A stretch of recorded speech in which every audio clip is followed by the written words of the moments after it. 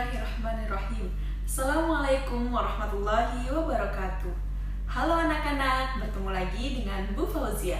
Bagaimana kabar kalian hari ini? Semoga tetap sehat dan terhindar dari segala penyakit ya.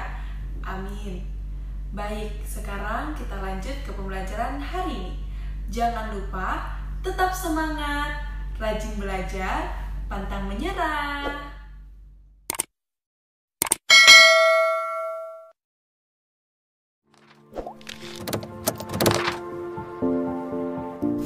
Anak-anak, sekarang kita belajar tema 2, udara bersih bagi kesehatan. Subtema 3, memelihara kesehatan organ pernafasan manusia. Tujuan pembelajaran yang kalian dapatkan, kalian dapat menemukan informasi tentang bahaya kabut dan cara mengatasinya. Kalian juga dapat menyebutkan cara melihara organ pernafasan.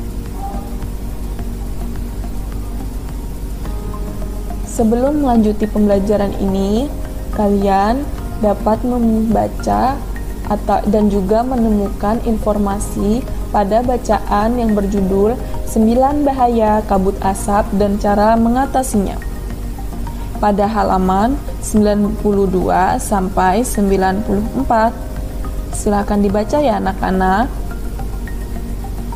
Di sini Ibu akan memberikan penjelasan dari beberapa bahaya kabut asap bagi kesehatan. Yang pertama, kabut asap dapat menyebabkan iritasi pada mata, hidung, dan tenggorokan. Kabut asap juga dapat menyebabkan reaksi alergi, peradangan, dan mungkin juga infeksi. Yang ketiga, kabut asap dapat memperburuk penyakit asma dan penyakit paru kronis lain, seperti bronkitis kronik. Yang keempat, kabut asap dapat menyebabkan kemampuan kerja paru berkurang dan menyebabkan seseorang mudah lelah dan mengalami kesulitan bernafas. Yang kelima, kabut asap dapat menyebabkan orang lanjut usia dan anak-anak yang memiliki daya tahan tubuh rendah akan lebih mudah mengalami gangguan kesehatan.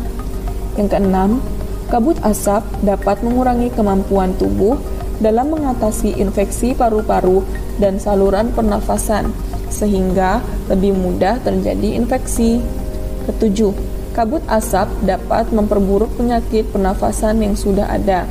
Yang kedelapan, kabut asap menyebabkan polusi pada air bersih, tanaman, sayuran, buah-buahan, dan makanan yang tidak ditutup.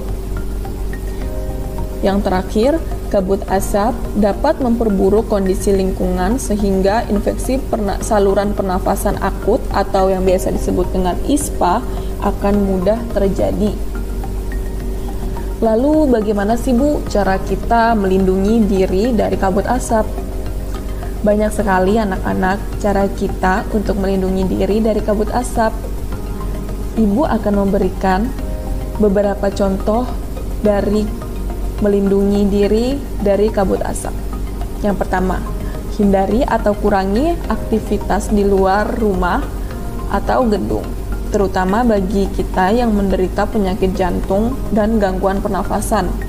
Yang kedua, selalu memakai masker jika harus pergi keluar rumah atau gedung. Yang ketiga, minumlah air putih lebih banyak dan lebih sering agar debu atau partikel halus yang menempel pada tenggorokan dapat larut dan masuk ke dalam pencernaan sehingga ikut terbuang bersama kotoran. Yang keempat, segeralah berobat ke dokter atau sarana pelayanan kesehatan terdekat bila mengalami kesulitan bernafas atau gangguan kesehatan lainnya. Yang kelima, segera lakukan perilaku hidup bersih sehat atau PHBS, seperti makan makanan bergizi, banyak minum, banyak mengonsumsi buah, jangan dekat-dekat orang merokok, dan istirahat cukup. Yang keenam, upayakan agar asap dari luar tidak masuk ke dalam rumah atau gedung. Yang ketujuh, tempat penampungan air minum dan makanan harus ditutup dan terlindung dengan baik. Yang kedelapan, buah-buahan dan sayuran dicuci sebelum dikonsumsi. Bahan makanan dan minuman yang dimasak perlu dimasak dengan baik. Ibu juga mempunyai cara-cara memelihara organ pernafasan yang bisa kalian simak. Yang pertama, menjaga kesehatan organ pernafasan. Itu ada 4. Yang pertama, makan makanan bergizi agar daya tahan tubuh kita terjaga baik. Yang kedua, berolahraga teratur supaya alat-alat pernafasan terlatih baik sehingga dapat bekerja dengan baik. Yang ketiga atau C, istirahat cukup. Yang D, posisi tidur benar, miring ke kanan dan jangan terlungkup. Yang kedua, menghindari zat-zat yang dapat merusak organ pernafasan. A. Tidak merokok dan menghindari paparan asap rokok karena banyak mengandung racun. B. Menggunakan masker saat berada di lingkungan kotor. C. Mengurangi konsumsi makanan dan minuman dingin karena jaringan paru-paru sensitif terhadap dingin. D. Menghindari makanan dan minuman mengandung banyak gula dan bahan kimia karena dapat merangsang lendir pada paru-paru sehingga kapasitas udara yang disimpan dalam paru-paru akan lebih sedikit. Yang ketiga, merawat organ pernafasan. A. Membersihkan rongga hidung secara teratur. Bulu halus dan rambut hidung berfungsi menyaring kotoran. B. Memeriksa kesehatan pernafasan secara teratur, maksud ibu ke dokter. Yang keempat, menjaga kesehatan lingkungan sekitar. A. Membuat sebanyak mungkin ventilasi dalam rumah untuk menjaga sirkulasi udara. Yang kedua atau B. Menjaga kebersihan lingkungan supaya tidak banyak debu berterbangan yang akan ikut masuk ke dalam organ pernafasan saat kita menghirup nafas. C.